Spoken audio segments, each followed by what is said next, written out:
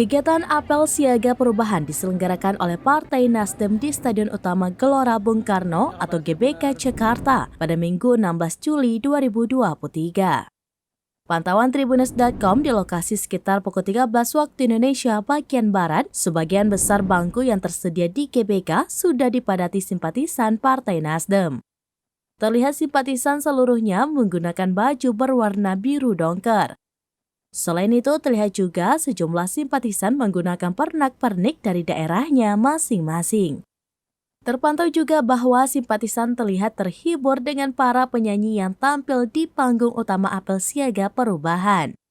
Terdengar Doel Sumbang, Siti Badriah, dan sejumlah penyanyi lainnya turut menghibur puluhan ribu simpatisan Partai Nasdem di GBK. Diketahui pada acara apel siaga perubahan Nasdem rencananya akan menghadirkan bakal calon presiden atau baca pres yang diusungnya yakni Anies Baswedan dan sederet tokoh partai politik rekan koalisi perubahan untuk persatuan atau KPP. Tak hanya Anies Baswedan, Ketua Umum Partai Nasdem Surya Paloh disebutkan Ali juga akan menyampaikan pidato politiknya.